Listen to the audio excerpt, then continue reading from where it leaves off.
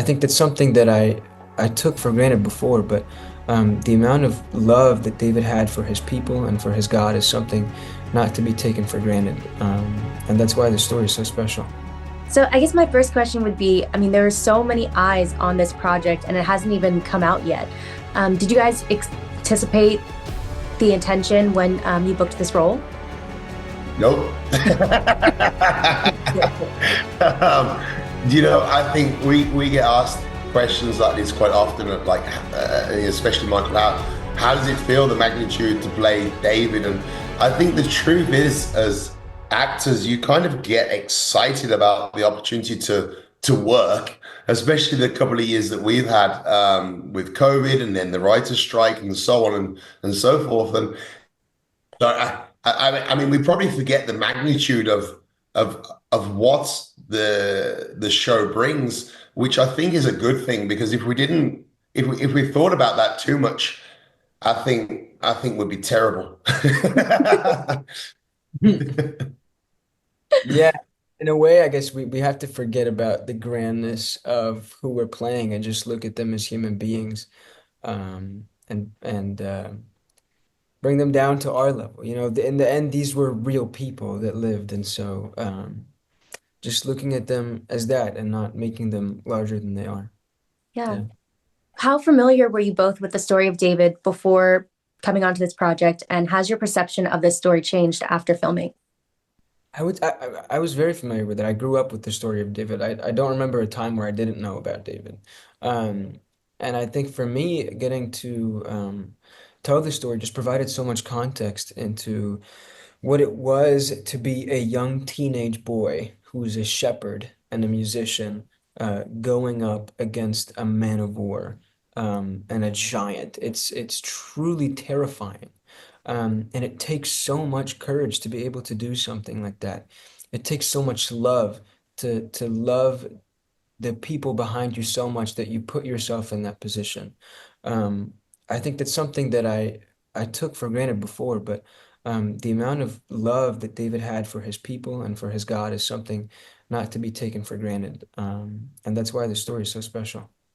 I mean, for myself, I knew the outcome of David and Goliath, as I'm sure many people do. Um, to actually see the whole story and the backstory of David was so interesting. And I think what's great about this story in particular is you don't have to be religious to appreciate the quality of the story and to take away from the story and to enjoy the show, which is where I think it really sits well with audiences, is that it really is a story for everyone to enjoy and to take something from.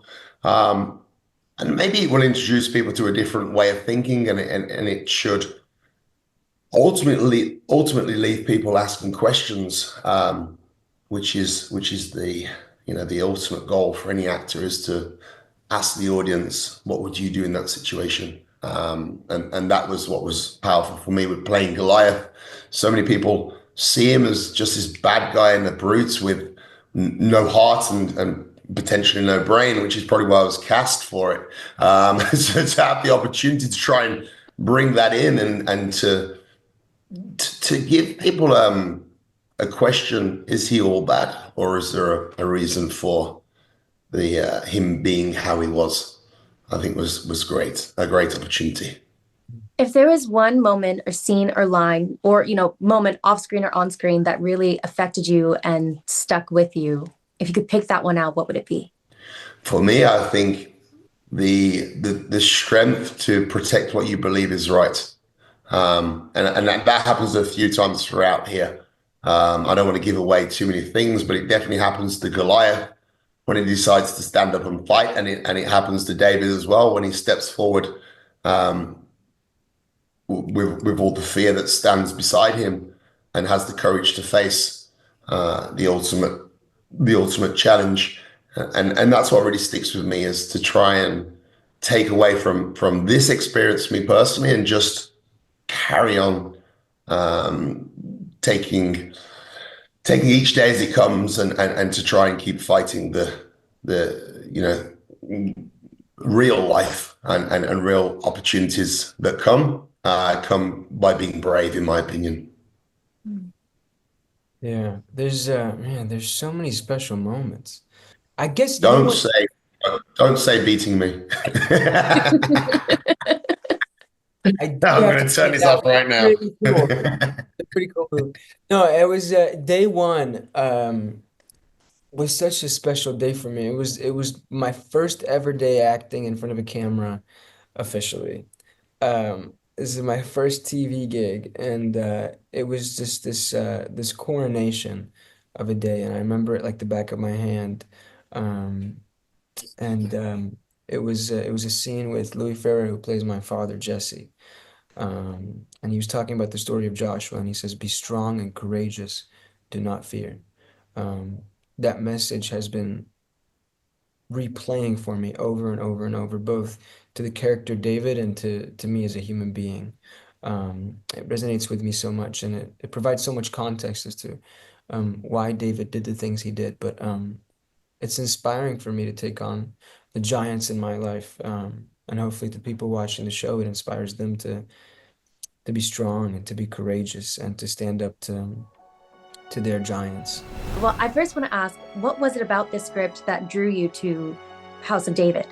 I've never done a biblical epic before, and so that kind of left a little gap, I think, in my resume, and so I thought, oh, here's an opportunity to, to do that, and it seemed like Samuel was such a fascinating role to me. I mean, I think that he occupies a place both in history and also in legend, which where they come together, which is filled with opportunities, for an actor, and filled with importance. I mean, it's a relevant, it's an important character, and he's so central to this story. He really is he's the match that gets everything kind of going, it seems to me.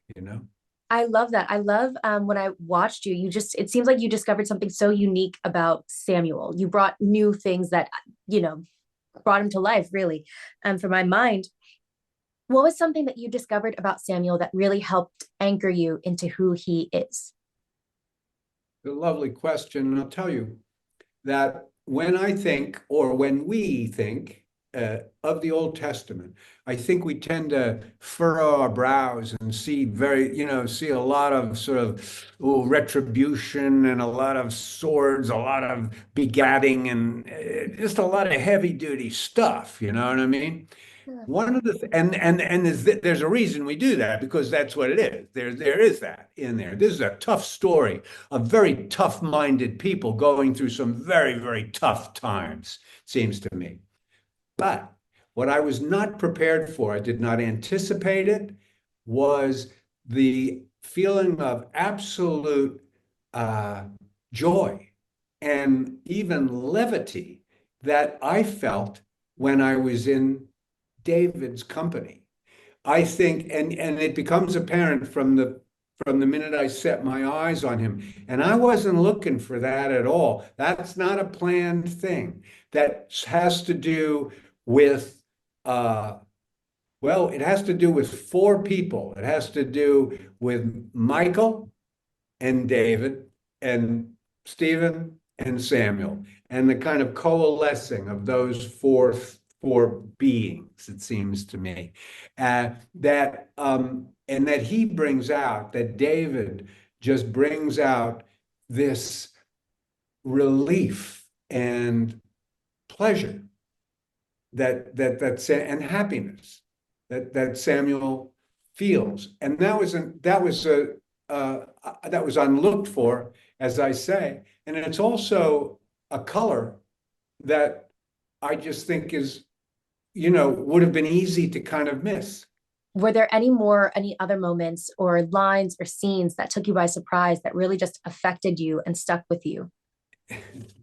I love there's not a scene in it that I didn't enjoy playing. And understand, Samuel he's there. He's talked about probably more than he's seen in fact, you know what I mean? And so you want to make all your moments count. So all of the scenes meant something to me. There are no scenes with Samuel where he's just tying things together. You know what I mean? There's no, every scene he has it's there for an impactful reason. But there is a scene where I'm riding my donkey, and I love riding the donkey. And I ride the donkey side saddle, which no one has remarked upon, but to me, it's like very noteworthy that I ride side saddle my donkey.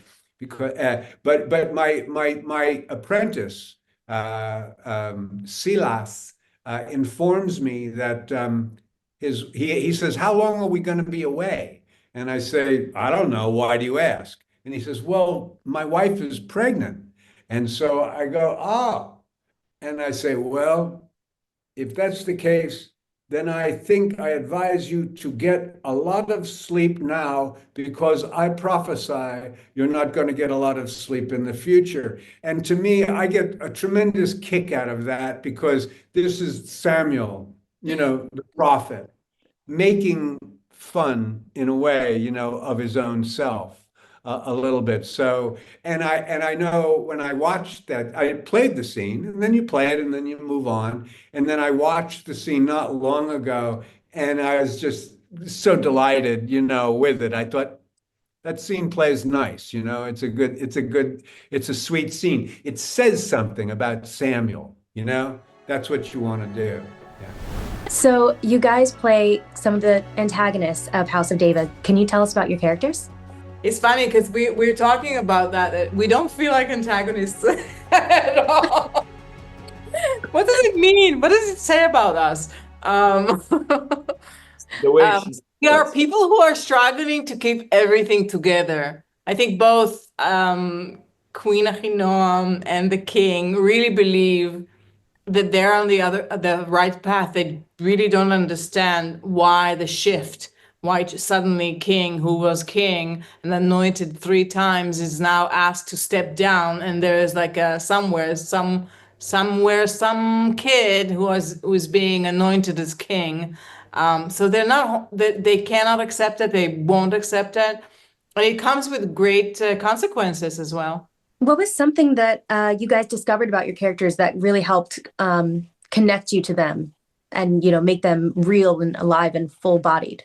Well, I find it not far away from our reality. Like it's when I read the script first, like I find myself like really reading what we are living in today. So I find it not really far. It's like maybe far from when you look at it, it's something from the Bible. Like it happens like 3,000, 4,000 years ago or whatever.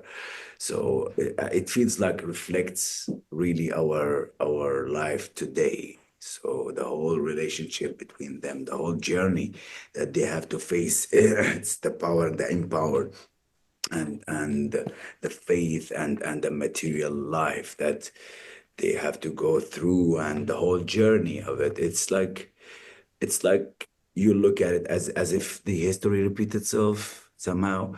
But I find it fascinating, and also the way it developed the characters, and the relationship between each other, and how each and every character really fight for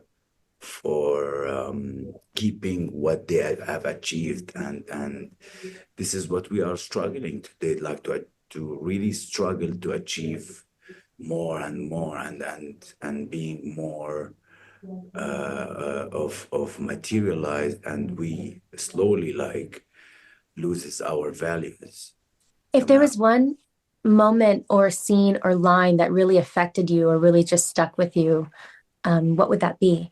For me, it was when Ahinoam brings David for the first time, and she preps him, and then she puts him in the throne room, and Michael was sitting there, and the whole family was sitting on the throne stage, and Michael pulled his little thing and he was playing, and he was singing, and he was singing in Hebrew, and the way he just sang it, we were all like crying it was so moving, his voice and the moment, and to see, this, I don't know, there was a connection, not just the voice, but also, to see this young man, young actor starting his career in a way, and then also singing like David in Hebrew, these words about God, and then also at the same time singing beautifully, and at the same time the humility of it all. It was just like,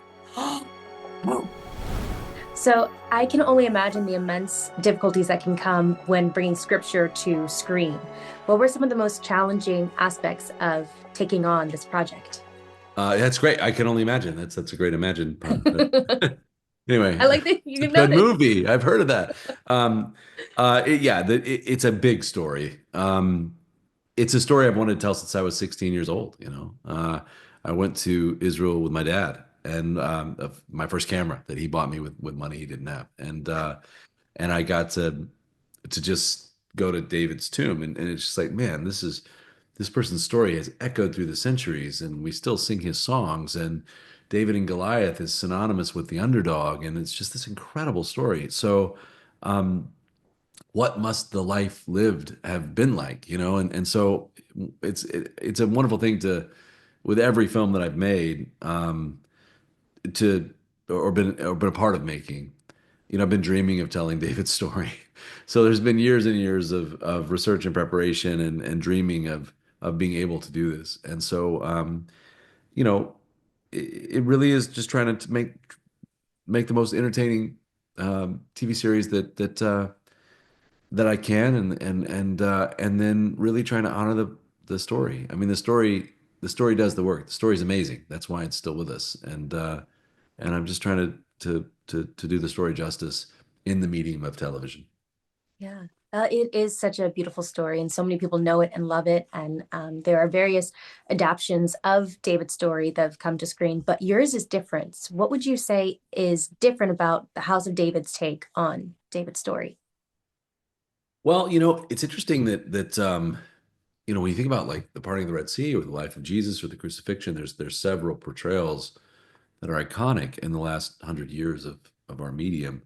With David and Goliath, it's really sparse, and so I think the idea of being able to tell the story, just the young life of David, over an 8-hour period instead of trying to do a movie on his whole life or something, really allows you to explore the characters with a depth that you just can't do in a movie. And I typically direct movies, and so to be able to explore a story this way is really cool. And I hope people love it. We've really worked hard on it, and I love the story. I love the cast, and I love the series, and so I hope people feel the same way. And then I also hope that people take the same journey that I have, which is, I've never read the Psalms this much, and this guy was an incredible songwriter, and his words endure and are deeply meaningful and incredibly honest. And so I hope people go back to the source material like I have while making the series. Yeah. So you were talking about, I mean, you've stuck with this, you've been thinking about this since you were 16. Mm. Was there one moment or scene or line, whether on screen or off screen, that really affected you and stuck by you that maybe surprised you that you weren't expecting? Yeah, it's uh the first season really deals with fear, like, and the idea that courage is not the absence of fear. Courage is being so passionate about something or called to something that you can step beyond your fear. And it really stuck with me that anything that you do in life that you feel called to do, anything beyond your comfort zone, is going to scare you. And it's actually not about not being afraid. It's about moving through your fear because you believe in what you're doing, at least a little bit more than you are afraid of stepping forward. And you don't have to be that much more passionate about what you're doing than you are afraid to move forward. And so that moment where David steps out on the battlefield, I remember when we dramatized it. Martin Ford, I mean, 6'8", big guy, but not as big as Goliath. And we had extras there. We had 100 extras, but not 100,000. And yet it was still scary. I mean, to step out on that battlefield, you really feel like this is what David must have felt like. This is terrifying. And yet he was that passionate about it and followed God through his fear. And I think there's a lesson in that for all of us.